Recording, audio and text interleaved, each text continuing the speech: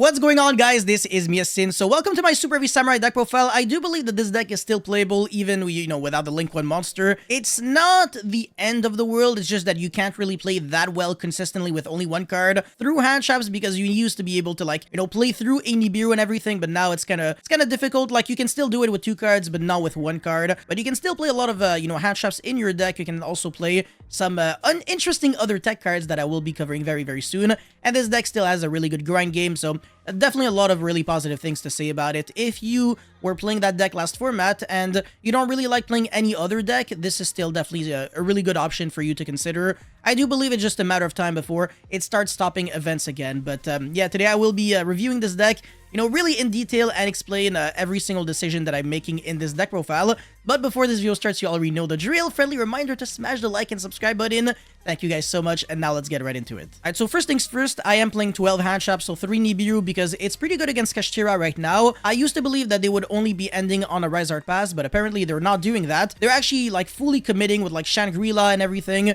in order to snowball advantage, so Nibiru really punishes them. It's really good against, the player, and not always against the deck, because a lot of decks don't really lose to Nibiru, but people are really greedy, and they're not really expecting cards like Nibiru, so that's why I really recommend it at the moment. And one thing that you can do is main deck the Nibiru and then side it out, because people are going to start playing around it and just make a Rise Art in 4 summons. So that's one thing that you can do. And then the other hand traps are obviously Ash. It's really generic, really good against everyone, so you always should be playing it. 3 Veiler, which is, I want to say, the worst hand trap that I'm playing. Not really much to say about it, but you can't really play Imperm. It obviously would clash, so that's the issue. And Ogre's not really good. I don't really recommend that one. It used to be really good in the Superheavy Samurai, matchup, but now that's kind of disappearing. So that's the reason why you're not really trying to play a hand trap that's only really good against one deck, and maybe against Purely as well. But Droll and Logbird is still really good against runic-based strategies, because a bunch of them are actually not even trying to do searches on draw phase, but rather on main phase, because if they're playing, the evil twin monsters, they will play into Droll, because they have to go main phase, normal summon a monster, and then go into the runic, because otherwise they will control a monster, and their life twin monsters would not be able to special summon a monster from the deck. So yeah, Droll and Logbird is infinitely better than I thought, so yeah, that's the reason why this hand trap lineup is, the way it is right now, with 2 hand traps that I actually thought were really bad, but like I said, I'm retracting what I said previously. But yeah, 12 hand traps and then 1 Kaiju, 1 Theron King Regulus, so these 2 cards are searchable. A little easier to search the Regulus because you can search it with the Sargas.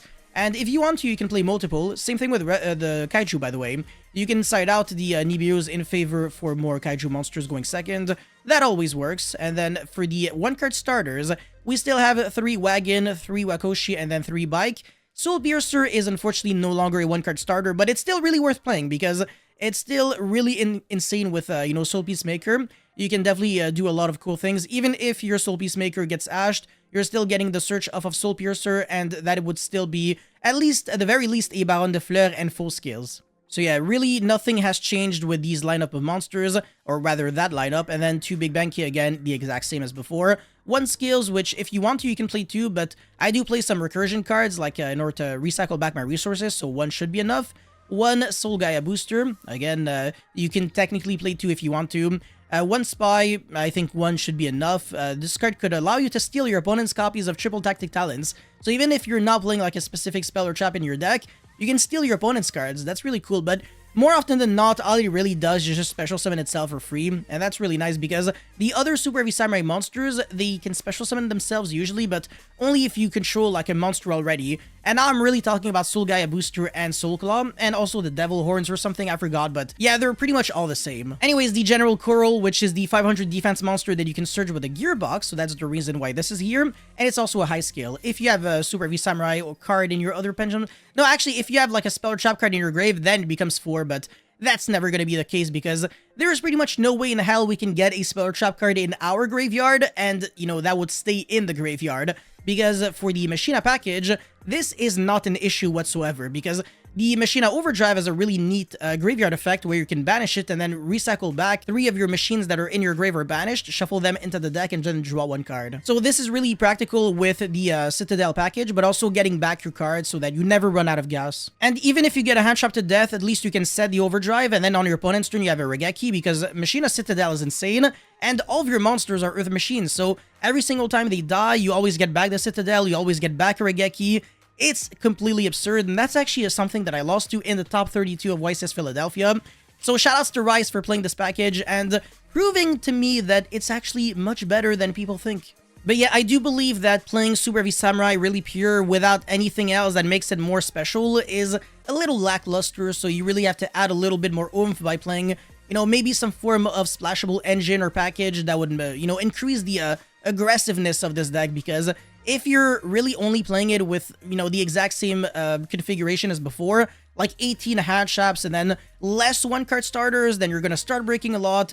And yeah, maybe you're gonna make like 1 negate pass and then with a bunch of hand traps and then suffer with follow-up and suffer at stopping your opponent. But, you know, with cards like Citadel Overdrive, it's so much more smoother. And also, this replaces the usage for Infinite Track Tunneler, because this card recycles back 5 Earth machines, but every single copy of Overdrive recycles back 3 machines. So it's like, in total, you can recycle back 9 cards if you obviously get into the all 3 copies, and you're also drawing 1 card every single time. But again, the Citadel is like what's really disgusting here. So I really like everything about this deck list, honestly. I wouldn't really change anything, but maybe if it can squeeze in like the Soul Claw, maybe the Tunneler, but I don't really think it's needed, because at this point, I would have to like cut the Machina package, which I'm not really ready to do yet. But yeah, anyways, for the extra deck, there's really nothing to cover because pretty much nothing has changed outside of the fact that we lost 2 Link 1 monsters, so Baron de Fleur, Axel Synchro, no Starters Dragons because the extra deck is a little tight, even though, of course, we got 2 more free extra deck spaces. The Sarutobi, of course, this card is what you go into when your Big Banky, let's say, gets ashed and you only really have Prodigy Akoshi on the field and nothing else. You can still discard and then summon the Soul Piercer and then go into Sarutobi and kind of not really play from there, but at least end on an MST and a follow-up play, so that's really important. And it's really good against Labyrinth and stuff like that, being able to destroy a card on your own turn, on your opponent's turn. So even if they have like a furniture monster, you can destroy their card that they set before they even start playing. And then Zeus, Sargas with the Merrymaker, Gear-Gigant, of course, Baguska, Access Code, Appaloosa, Unicorn, Ossa, Clifford Genius, Ancient Gear Ballista, and Salamangreed Elmirage. I don't think you really need this anymore. I mean, you can get away probably with not playing this card, so yeah, it's not really needed. I mean, if anything, I don't even know why this isn't here.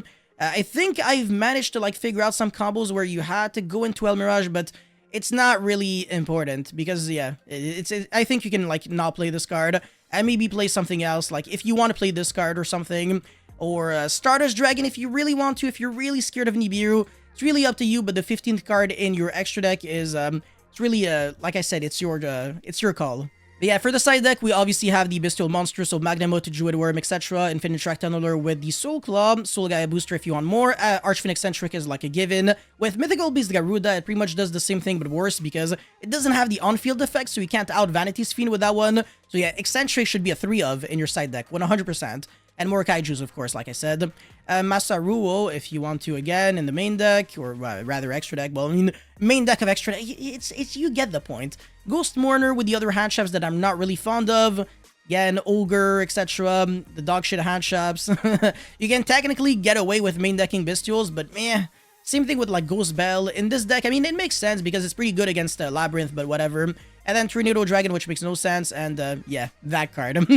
But yeah, you already have Sarutobi, so Tornado is useless. Anyways, that's it for this video, guys. Thank you so much for watching. Don't forget to like and subscribe, and I'll see you guys very soon. Peace.